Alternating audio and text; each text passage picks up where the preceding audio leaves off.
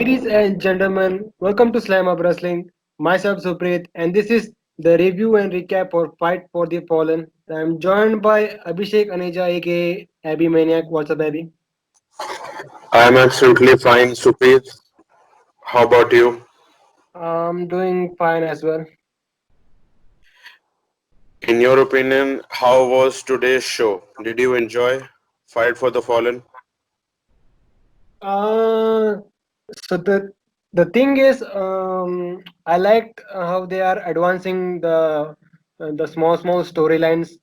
But the thing is, at a in-ring standpoint, I didn't enjoy the show because I've seen a lot of wrestling in this last 3 4 days, so that could be the reason. But in general, it was a fine show.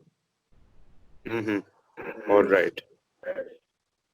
In my opinion, I enjoyed the show, and as you said, there were storylines that are advancing with regards to Cody Rhodes, as we discussed. He is showing signs of antagonist, and with regards to FTR, Young Bucks, Omega, Hangman Page, and we also saw Chris Jericho, Orange Cassidy, and there was a good uh, match with Elite and Jurassic Express, and the new manager for Nyla Rose was unveiled, and the Nightmare Sisters. Oh my! How can you be so childish? Matlab, How how did they come up with such a name, the Nightmare Sisters? I do not. I cannot fathom that. You could have gone with the old Nightmare Collective, but now they have new people, so they got to have a new name for them. Nightmare Sisters. I this is not a. You are not in play school, to be quite honest. So I don't think that it is going well with you are here to wrestle, so you should have uh, thought more into how to name a tag team with regards to Ali and Brandy Rhodes. And then we had the main event, which was Brian Cage and Jon Moxley. There was also it was also a great solid match. Both guys working to each other's weaknesses, I could say, or they had a plan and they executed it to perfection. And Cage also got into a, you can say, a new transition into a new feud. Was it smooth or was it not? It is up to the opinion of the people. So we are gonna talk all of this stuff, but before that, if you are new to this channel, then make sure to hit that subscribe button and turn on the bell for all notifications. We here in Slam of Wrestling cover all pro wrestling related stuff, including reviews for Raw, SmackDown, NXT, AEW, Dynamite, and New Japan as well. So the show kicks off with Jim Ross welcomes us to the show, and boy, JR was high tonight. He, um, he thought they were still doing Fighter Fest. At one point, he didn't even know if Sonic was a he or a she. Yes, in the start, yes. Yes, that's typical JR.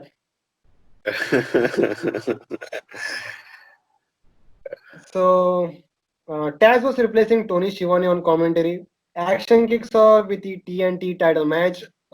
Cody versus Sonny Kiss. Sonny Kiss had a big entrance with cheerleaders.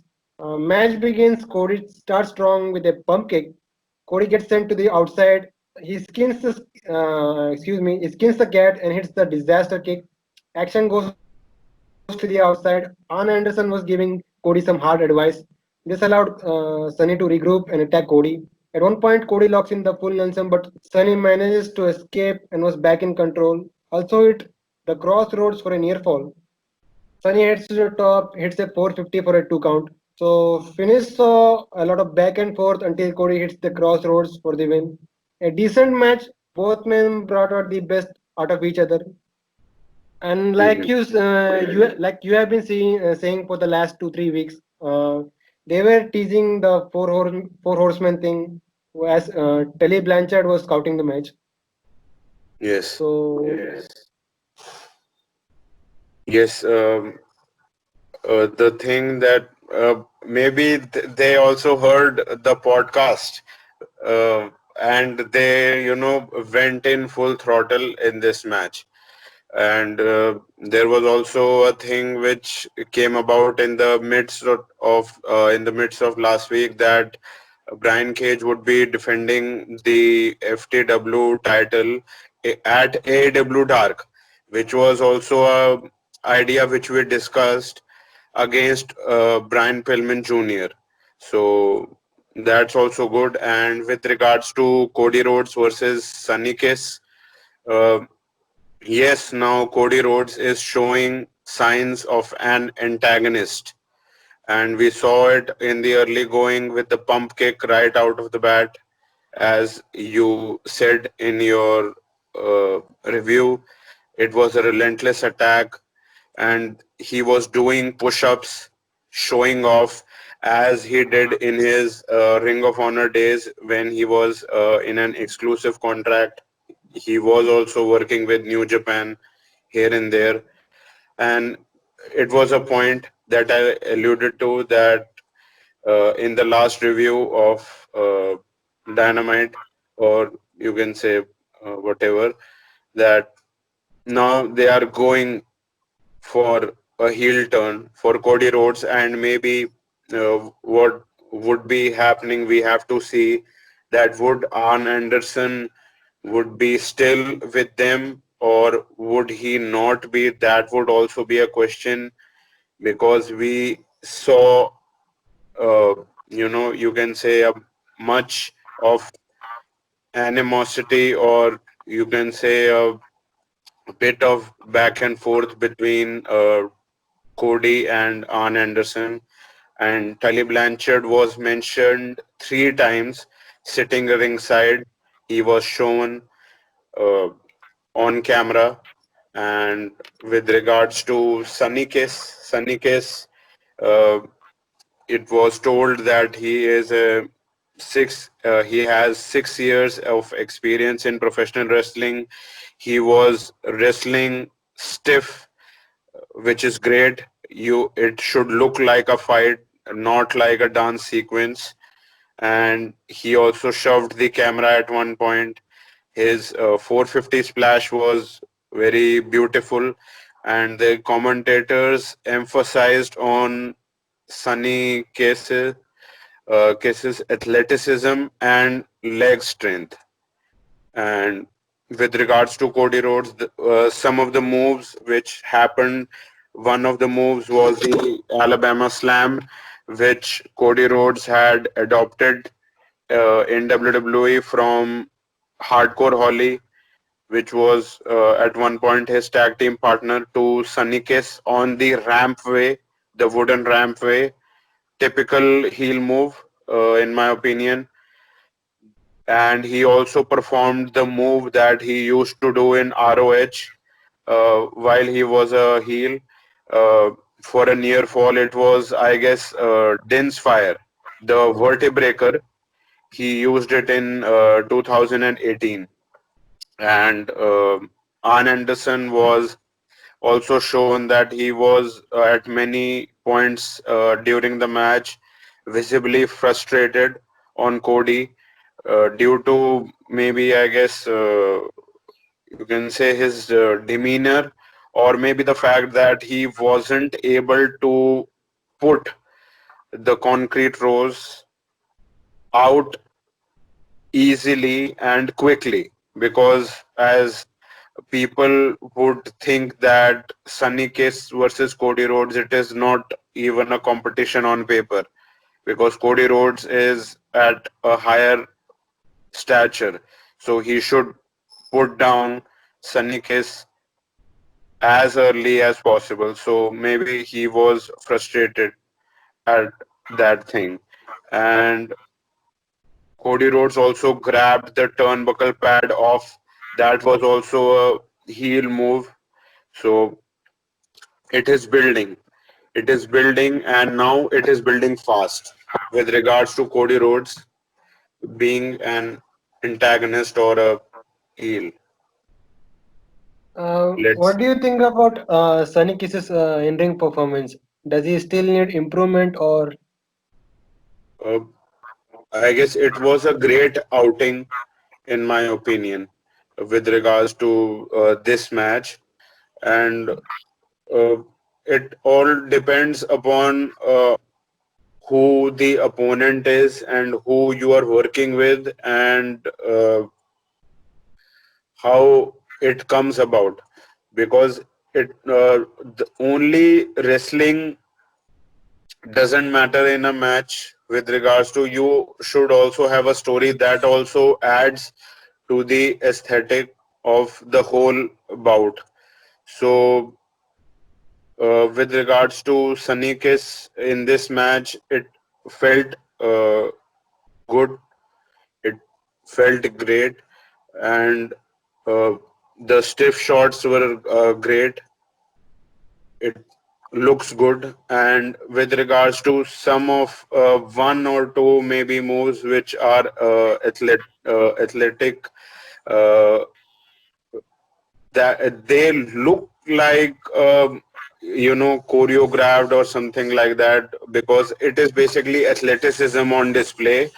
But it goes fine if you are making it like anything, like you can say you are coupling it with the stiff shots and with your moves which are actually hurting, which looks like hurting, and your opponent is also selling the moves, so that looks like anything. And your opponent is also a veteran with Cody Rhodes, so he would also be helping him, Sunny Case, to go through the match. So that also helps a lot with regards to the match. So in my opinion, both the competitors gave a great match, a good match, a TV match which you should expect. You would not be, I guess, expecting a pay-per-view level match, a pay-per-view level Kenny Omega or an Kazuchika Okada match. What you expected, that you got, but maybe a little bit, you got a little bit over. In my opinion, it was a better match. hmm. So next up we had FTR versus Lucha Brothers. Lucha Brothers along with Butcher and Blade came out in FTR's mini truck. So match underway. Pentagon and Harwood started the match. Pentagon was taunting, but Harwood was in no mood. Both men exchanged chops and strikes. Tag made in comes Phoenix. They botched a double team splash, which got excuse me, a 2 count. Tag was made to cash. They started working on Phoenix in their corner. Match picked up a little speed when Pentagon got in. At one point, Harwood superplexed Pentagon. Wheeler tried to follow with a splash, but Pentagon got the knees up. Phoenix tried to splash Harwood on the other side as Harwood got the knees up. Wheeler tried to hit a tope tornado DDT but didn't get all of it. Phoenix with a springboard dive takes out Wheeler. So legal men were Phoenix and Harwood. A lot of back and forth. Phoenix was showing off his agility, but Harwood just rips off the mask and cradles him for a pin, and that was it. A fine match with a great finish. It was a little weird to see the Lucha Bros wrestle a very slow-paced match. In a ways, FTR exposed the Lucha Bros. What do you think? FTR exposed Lucha Bros in what sense? With regards to tag team wrestling, or how? Yeah, you get my point because if you compare a Lucha Bros Private Party Yes. match to this one, it was very different. Mm-hmm. A Lucha Bros match is moreover sports and fast paced. Yep. Hmm. And FTR is moreover story and moves. Hmm. Classic tag team wrestling. Yes. Hmm. All right. Yes, you can say that. And also a bit of back and forth in between the ring, hard hitting back and forth. That was also seen. And also, just like the first match, we also saw Tully Blanchard being mentioned and also seen on camera. I guess they Hmm. listened to the podcast, it Yes. seems. And Ray Phoenix's chop made Dax Harwood's chest bleed. At one point of time, it was seen. That was like a wow moment. And Cash Wheeler's tope DDT was a little very, you can say, surprising because there are no flips, just fist. So that was a little flip for FTR. So that was a little, you can say, surprising. And FTR at the end won via pinfall after unmasking Phoenix. Uh, the same finish I have also seen at in Impact Wrestling. LAX, or you can say Santana and Ortiz did it once, I guess, in Impact Wrestling. Uh, That was the end saga for Lucha Brothers and Santana and Ortiz, LAX, in Impact Wrestling. One of the finishes was that. Yep. And uh, FTR finally got their key back with the help of the Young Bucks. Young Bucks, they have to have the last, the spotlight. They have to get it. They are so much lustful for that. Did you just? So Are you just shooting on the Young Bucks? little bit because maybe it is coming from the fact that I listened to the Jim Cornette experience last week, so maybe that is coming from that. Oh no! Oh no! That's not a good. And the Dash and Cash, they dumped the peace offering milk cans in the face of Kenny Omega, Kenny Olivier, Arre, and re, re. Oh no no no! thus building for a future bout for the tag team titles between Omega and Adam Pussy Band's Page. And in my opinion,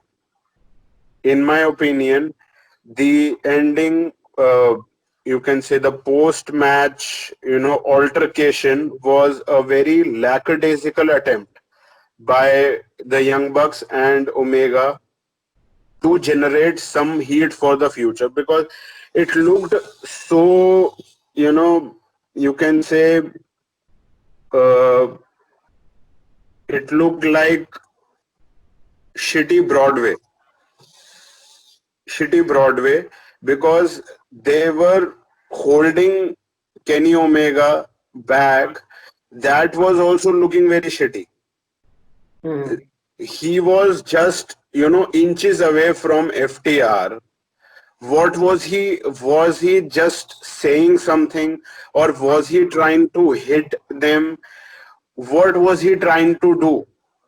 But in real life, FTR could just beat Young Bucks and Kenny Omega also, maybe, I guess, to a pulp. But the fact is that didn't look like you are furthering something. That should have looked like that. Like if you compare that to the thing which happened with Jericho and Orange Cassidy, Hmm. there is a difference. Jericho looked legitimately, pissed, and there was, distance between the two, and there was a build for the future. It somewhat looked like that, yes, they are irritated by each other and they want something for the future and they want to fight. They weren't 2 inches, you know apart, and they were still not able to hit one another or fight one another. It looked shitty, in simple words. That's Hmm. it. It looked shitty. It shouldn't look shitty. That is my point. It shouldn't look shitty at this level. You are at, I should say, international television, because your program also airs on Fight app. Hmm. It shouldn't look like that. You are experienced wrestlers. Such segments are for selling tickets. They are to make uh, people care. So they shouldn't look shitty. They should look like legitimately that you want to, break the other one's face, or you are legitimately pissed at the other person. It shouldn't look like it is a part of a movie or Broadway. It shouldn't look like that, because you are just inches apart. You could have just slapped, and it would have hit the other person. Let's see. I didn't care much for the post match segment, but yeah, I get your point. I can understand that you didn't care. Many Uh, didn't. yeah. So you mentioned Chris Jericho. So he was next. He came out with the inner circle. They had jugs of orange juices in their hands. So he gets on the mic. He gets on the mic and he then talks about his win over Orange Cassidy from Fighter Fest 2. He says it's one of the best matches he has ever had in AEW history. He then talks about how he dominated in the ratings as well. Yes, yes, yes, yes, yes.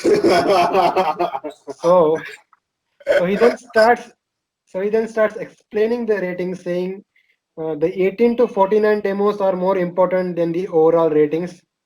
He then he then brags about that he has dominated that demo every week and calls himself the king of ratings and the demo god. Yes, Demogod. Yes, he then puts over Orange Cassidy's performance last week's and also takes credit for that. He says there will be no rematch as Cassidy had one chance where he did good but not good enough.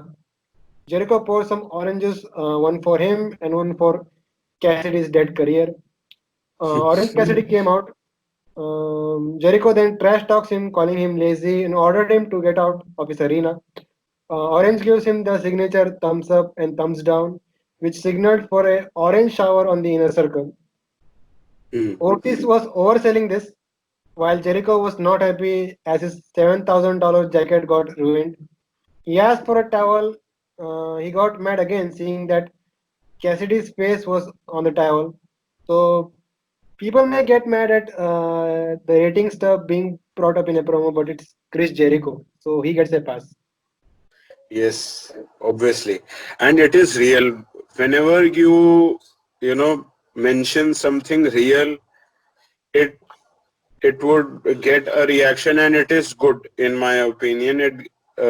Regardless of whatever opinion you have, it might, either he is playing, he is working, or either it is his opinion. You cannot, gauge that.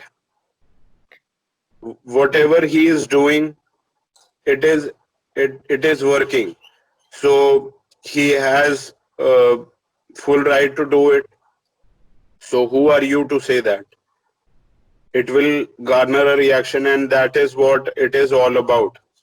Because doing bland promos that, with regards to that I am a fighting champion. Brock Lesnar is not here every week. That is bland. But with regards to doing and mentioning something real, that is what wrestling needs. And that is what gets people's reaction, and that is what makes people watch and people care. So he mentioned the ratings war.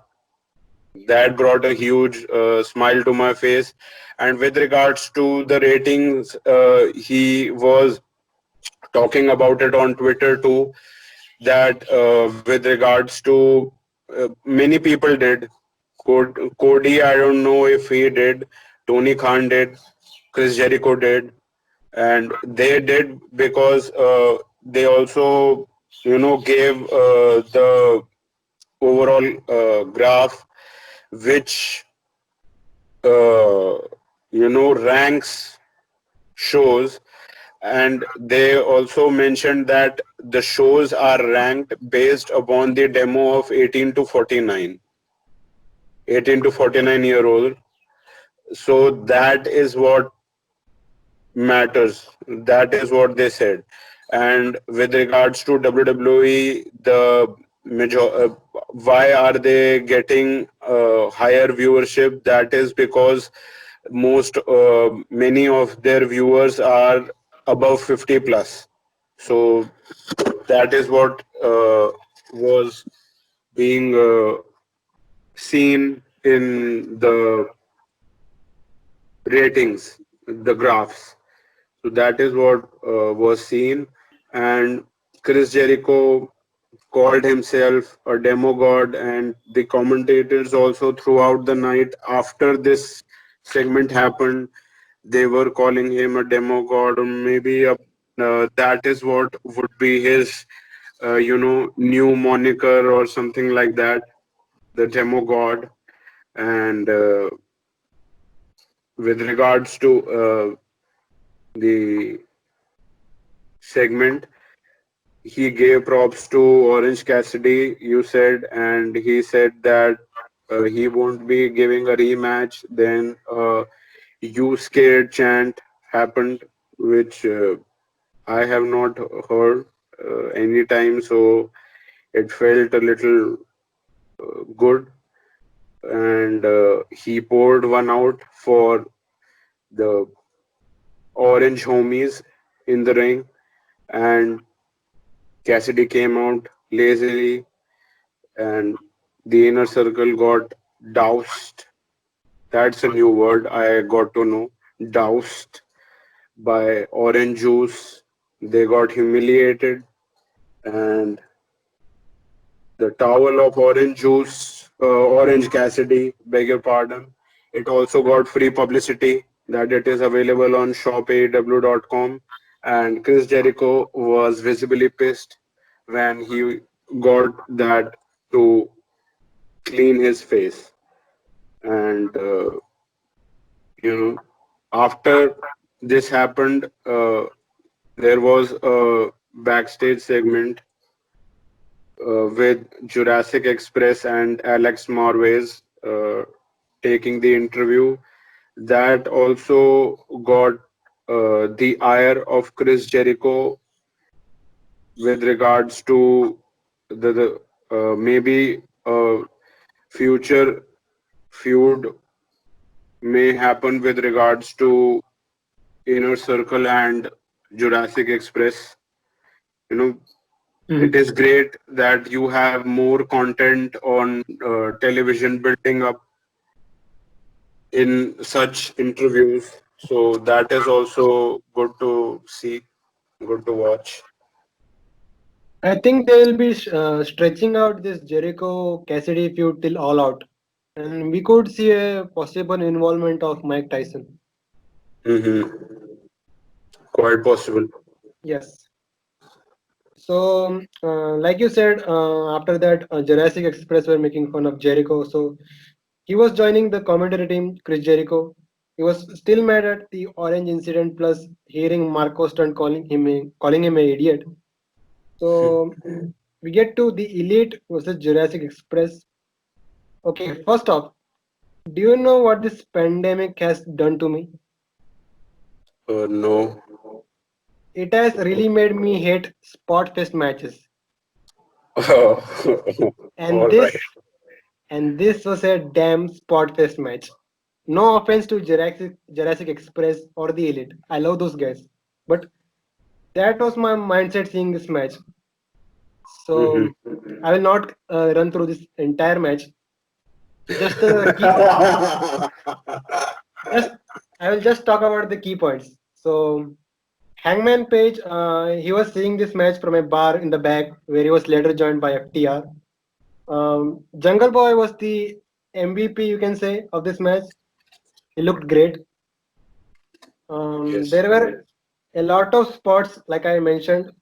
They also did a crazy Canadian Destroyer spot with Marco and Nick. So finish saw Omega hit the one-winged angel on Marco for the win. So I am gonna talk about the post-match angle, but before that, what did you think about this match? Mm, I have also, gone to the art of seeing matches which are not spot fests. Yes, I do not enjoy them not too much now. So maybe it is a good thing or whatever the case might be. I need story. I need story, not a spot fest that you are doing just moves which do not care much, and there is little to no selling of the same. So it doesn't add to anything. It doesn't look good to the overall scheme of things. So with regards to the match, we had great athleticism display or lucha libre with Nick Jackson and Jungle Boy in the initial parts of the match, and then Chris Jericho makes an good point to add to the match story that Omega is not getting his T-shirt off because he is undermining the skill and talent of the opponents, that is the Jurassic Express. And the Terminator dive or the rise of the Terminator, it has been a while since we have seen it. So that was also a good sight to see. And then we saw, as you said, FTR joining Adam Pushpan's page at the bar, who is an unlicensed bartender. Yes, And earlier they doused Milk on Omega. Now they being drinking buddies with the other half of the tag team champions, maybe trying to draw a wedge between the two and furthering the issues they had with Omega, spending, I guess, spending more time with the Bucks. That was the issue which was, yeah, yeah, yeah. affecting Hangman Page. So that would be the thing that uh, FTR would be talking about with Hangman Page. Maybe it could be a thing. And that triple pile driver by Elite on Luchasaurus was great.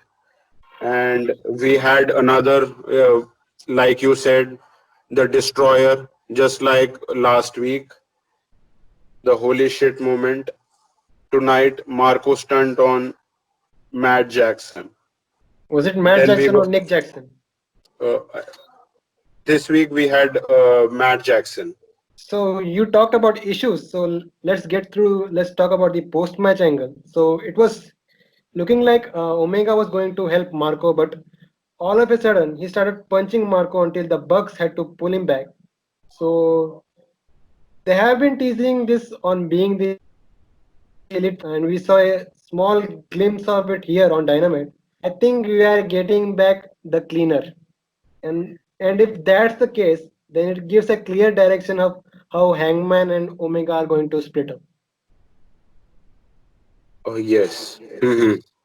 Yes, I also saw that on Being the Elite. hmm Omega's ground and pound on Marco Stunt post match. Yes, maybe it was they were saying the commentator said that the doused milk frustration poured out.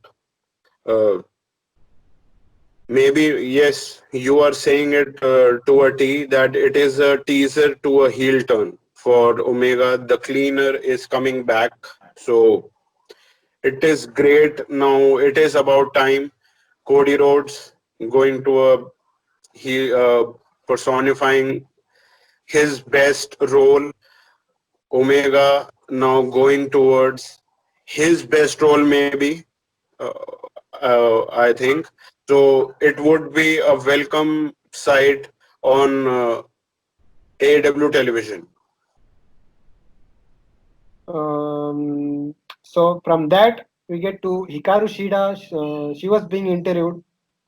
She talks about Nyla Rose. She says she's ready for any challenger. If you think you are tough enough, strong enough, and you have enough passion, then show her. She is ready. Seeing this promo, you can clearly see that Shida is working hard to cut decent promos in English. What do you think? Yes, I also agree with the same. She tries hard and she is, succeeding to a very good limit with regards to her cutting promos. She is not bad. Yes, she. Um, Next up, a promo segment by Jon Moxley. He says he has been upset over a lot of things lately, but is excited for stepping back into the ring. He then mentions Taz's theory on Moxley not able to lock in the paradigm shift on Brian Cage because of his giant biceps. Moxley then says if that's the case, he will have to go after the surgical repaired bicep and says he's going to rip it off the bone. Nice little promo by Moxley. Yes, it was a Um, great promo for the main event. yeah. Yes. Uh, then we get to the Nightmare Sisters. They were facing Brandy Rhodes and Ali. They were facing Kenzie Page and MJ Jenkins. Interesting fact though. Did you know that MJ Jenkins was one of the talents that was released by WWE in March? No, I did not. No. Uh, She was in NXT, I believe. all right. She also wrestled in the Mae Young Classic. All right. The thing is that I I didn't watch the Mayan Classic. That is the thing. Yeah, And but the problem, you are yeah, go on. saying things about her. Was it? Are there any? Were there any other appearances of her on WWE television or No, she was network? rarely used in NXT. All right. And how is she as a talent, in your Uh, opinion? I haven't seen a lot of her matches. Just I think I've seen one or two. Mm-hmm. Uh, I think she's still green when it comes to in-ring performance. All right. Um, yeah, so I was saying, so this match went about 3 minutes. Ali hits a neck breaker elbow drop on Jenkins to get the win, and that was it. Nothing much. You said it in the beginning. This was just a dark match used as a filler on Dynamite. Hmm. Yes, they had to, just for the sake of it, they had to introduce you know, the team, the characters of Brandy Rhodes and Ali on television as a tag team uh, on TV. So that was their motive, and it was, I guess, a filler of sorts. And the things that were mentioned with regards to the match on commentary was that The Nightmare Sisters, such a shitty name. They were they were 3-0 on Dark, AW Dark. Whoever watches, more power to you. The last week's show had a great viewership that was also, circulating around. And it had a great viewership. It had higher viewership than the Bella Twins show on YouTube and the other shows, The Bump, or one or two shows more which are prevalent on YouTube. They had a great viewership, and it.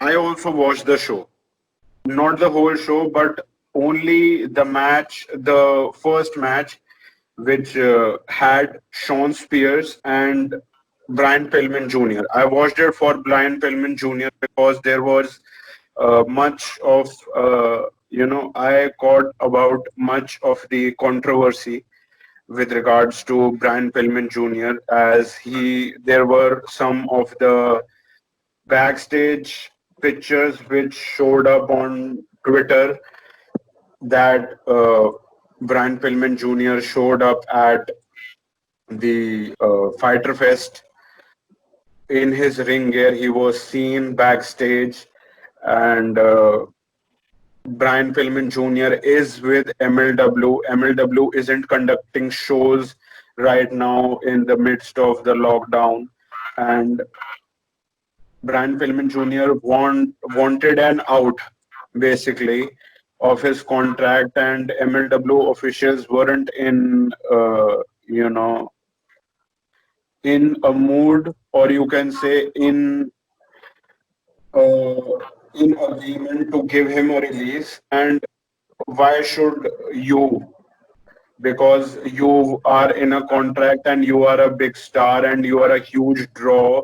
Why would you give the talent such a release to go to either it is a rival promotion or another promotion in the same industry to draw money there, and you are now being hit in revenue as it is, and now you are also uh, losing a talent who is a big draw like Brian Pillman Jr., who is a good talent in my opinion, as far as I have heard, and I also saw him in Eli Drake's show podcast, the NWA.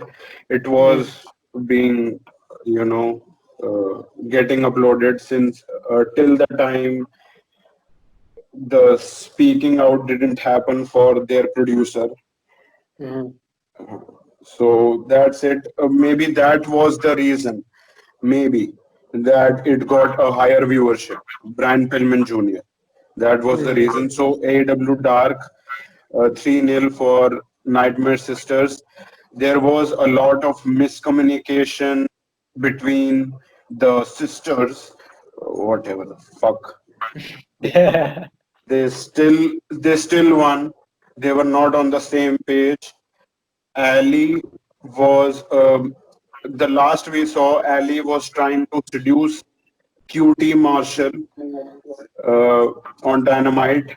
That would have been, I guess, her path to get into the Nightmare family group and sweetening her deal. And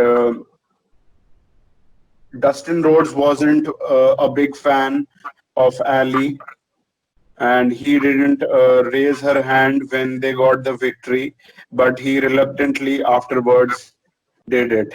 So whatever is happening, let's see. We have this was the first time we saw them uh, Mhm.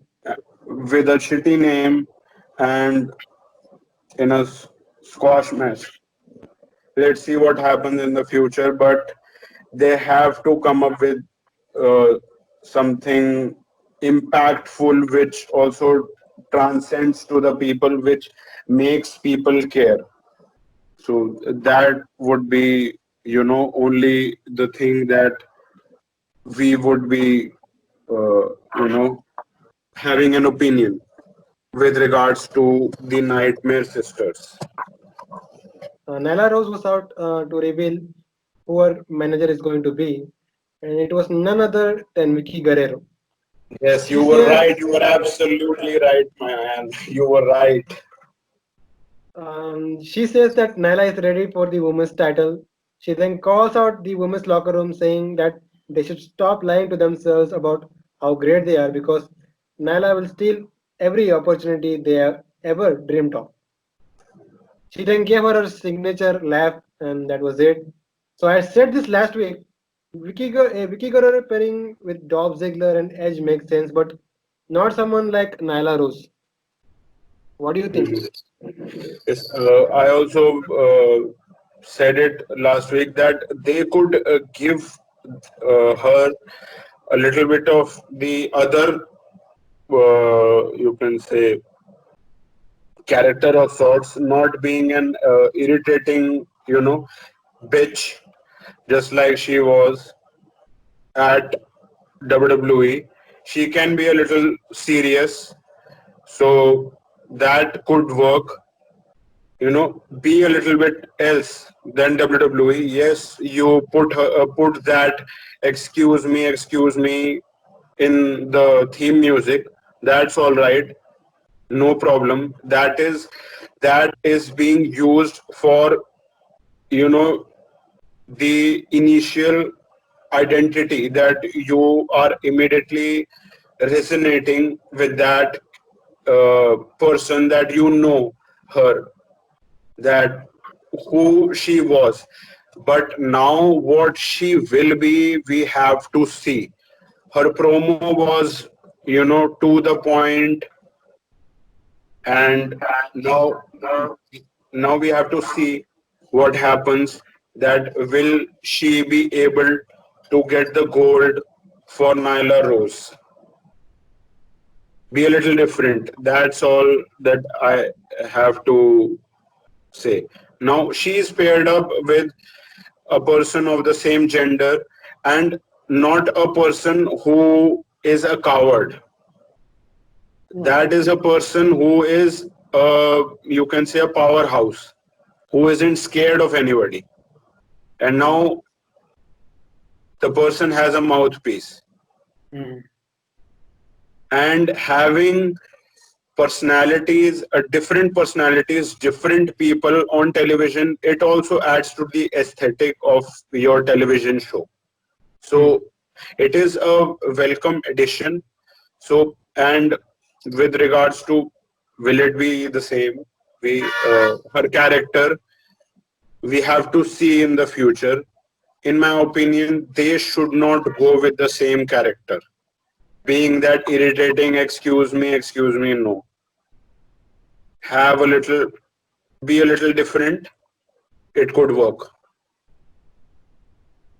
So we finally get to the main event, AEW World Championship match, Jon Moxley versus Brian Cage. Justin Roberts didn't announce Cage as the FTW champion because it's still not recognized as an official championship. Mm. Pre-match promo by Taz. Taz made a mention of Moxley's comments from earlier on, saying it was just him just spewing a propaganda. He said while Mox was quarantining with his wife, Cage was dominating every week on Dynamite. He then calls out Mox, and we had the match. Good promo by Taz, but same can't be said for the match. This was this match was very similar to the Brody Lee match from Double or Nothing. Cage was made to look like a monster, as Moxley promised. He targeted the bicep of Cage. Finish saw Moxley locking in a armbar on Cage. At one point, he had both arms locked in. Taz then threw in his towel to end the match. This was a very creative finish to keep Cage strong, and even the commentators were explaining that Taz didn't wanted Cage to re-injure his set bicep. What did you think about the match? Mm. The I would like to differ a little bit. I actually I would like to say that it was a great match with regards to what the story they were trying to tell in the ring. Mm-hmm. What the story they were trying to tell in the ring, that was uh, great. So I would like to give the props for that. And initially, they were saying the point that there could be ring rust for Moxley, as you said in the promo. Uh, Taz reiterated that point, Mm-hmm. and Moxley in his pre-match promo said that he's going to target the surgically repaired shoulder. You know, Yep. you were saying, and Brian Cage was he legitimately was injured. If you are unaware of the fact that he was injured and he was at home rehabbing the said injury, if Yes. you are Yes. following him from Impact Wrestling, you would be knowing the said fact that he was injured. He was at home majority of his world title run at home with Melissa Santos. That is a great thing that also heals you. So now Moxley targeted the shoulder with the Fujiwara armbar, the cross arm breaker, the armbar, and also just you can say crossing the arm in the Yeah. side Like cages. Yes, he went full Zack Sabre Jr. there. yes, yes. So Zack Sabre Jr. is he is the master. So Yeah. you have that his matches are seen for ideas. So he is the master. So Jon Moxley is just a student with regards to submission wrestling. So Yeah. he crossed the arm and then kicked it in the side steps. And Taz mentioned everything in his promo with regards to him, Moxley quarantining and everything, which is real.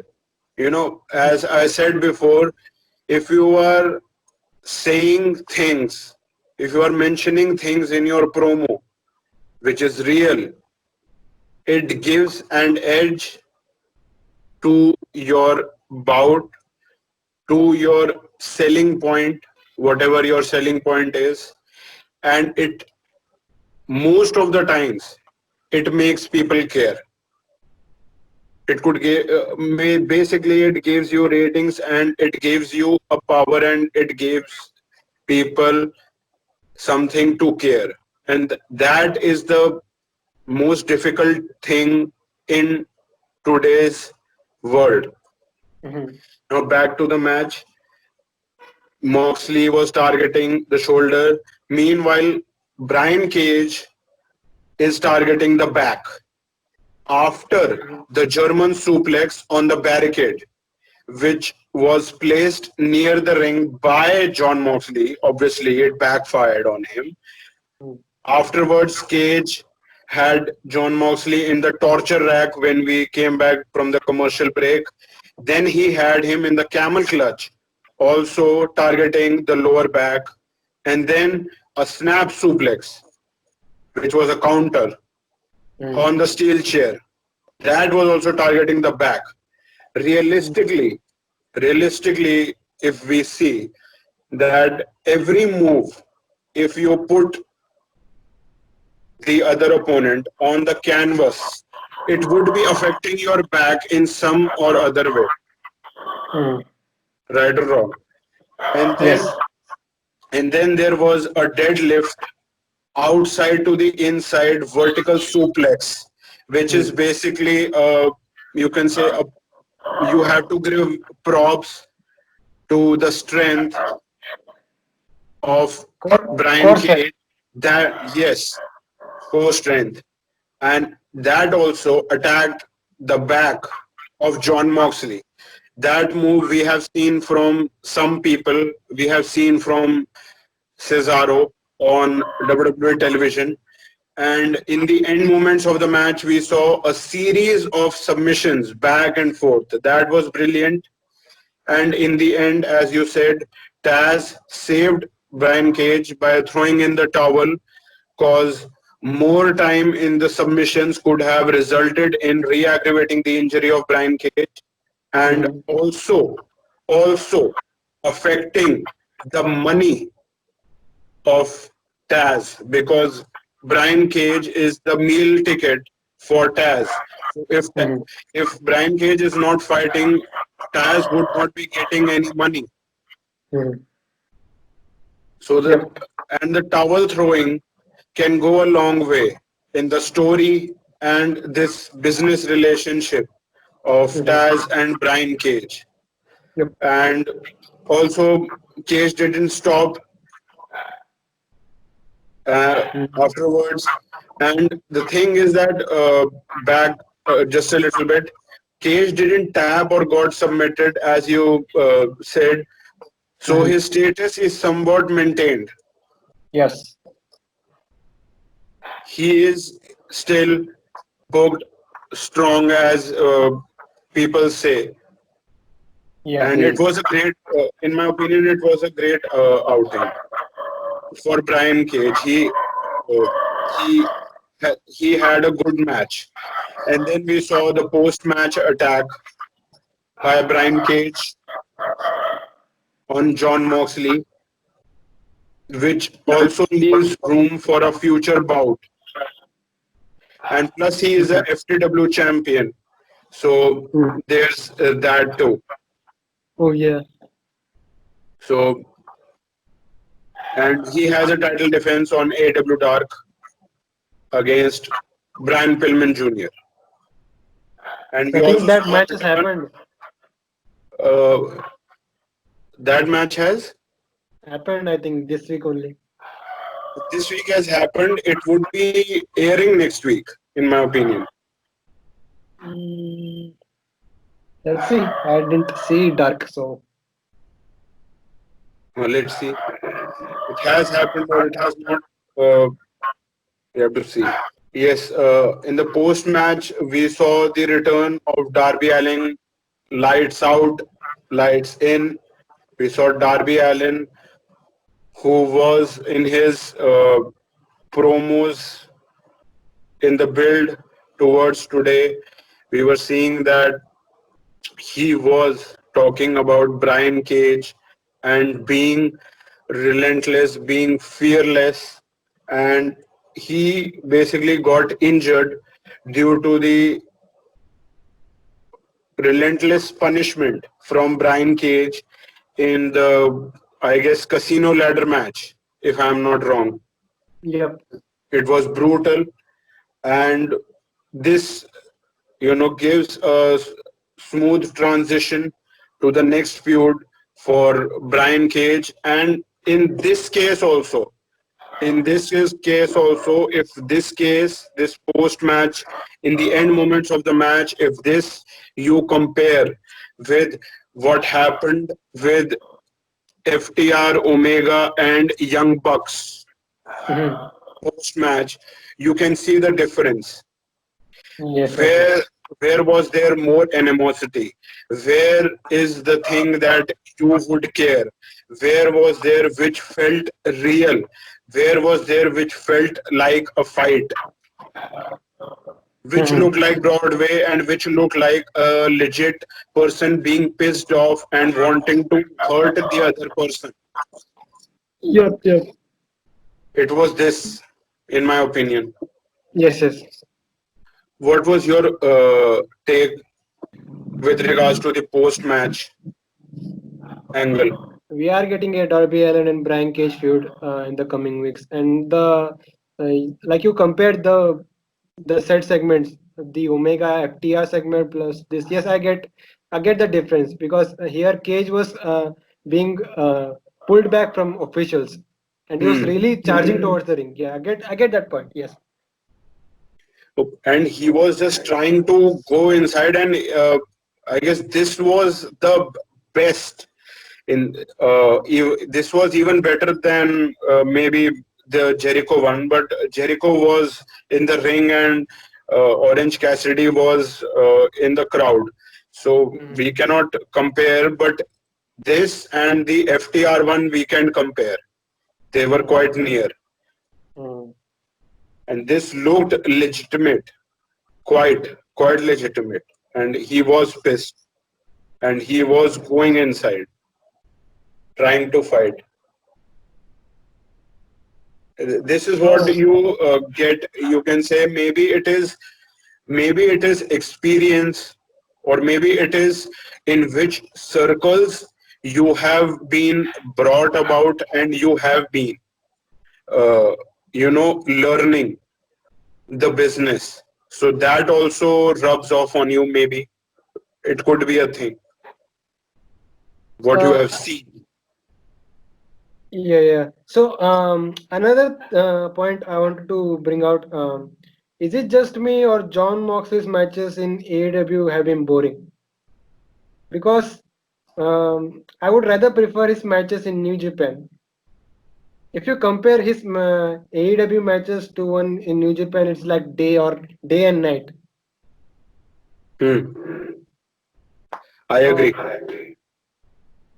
or I or it could be that he can have better matches with guys like Pac and Omega compared to guys like Brody Lee and Brian Cage. mm, that could be a that could be a thing. Yes, I that could be a thing, and that is also a factor that with regards to AEW, you are fighting uh, weekly, Mm-hmm. and with regards to weekly television, you keep your body safe. Mm-hmm. So you fight in a safe style, and you do not take unnecessary risks, and fight in a stiff style that requires a lot of healing time, and you can say have you resting at home for a set period of time. Mm-hmm. So that can be a factor that, with regards to AEW television, he mostly has to be at the arena almost every other week. So there is little downtime, and also the audience is different. The Japan audience likes the stiff, hard, the Japanese strong style, and the uh, United States audience, they can go with the the hybrid style of wrestling. That is his prerogative, and it also the people who he is wrestling, that can also play a factor, that how do they want to wrestle, and at what level are they currently in the promotion right now. Mm-hmm. If they are at a higher level, Mm-hmm. then then he would be giving it all. You can say he would be bringing his A game, you can say, and Mm-hmm. he would be giving it all, and bringing out all his guns, and giving, and you can say, a 4-star maybe match. But if you are wrestling a person who has just entered the promotion, even if he is a big name or a mediocre name Mm-hmm. in the other promotion or your previous promotion, but he is just entering, Mm-hmm. there is a new audience. There would not be, there is a new audience, and they would not be maybe so much invested. So why would you be giving so much of that right just in their debut bout, Go you ahead. could give your A game in the future when people are all invested in that. They know the characters, and that would be a bigger, you can say, stage, and people would be more invested. Then give a Mhm. big match, then bring out all your guns. Yes, yes. And with regards to New Japan Pro Wrestling, there were wrestlers you can compare. Lance Archer, people were invested in him. If I'm not wrong, he was the champion, United States champion, Yes. and he was dominating the scene. Mm-hmm. So it might be a factor that, and also the thing is, in New Japan, Jon Moxley is the other person. Yeah. So he has to prove there his worth, that Mm-hmm. he has something. So he would be giving, you know, 5 star or 4 star or A plus matches. He would be giving his all every other match because he has to, you can say, make people care about him.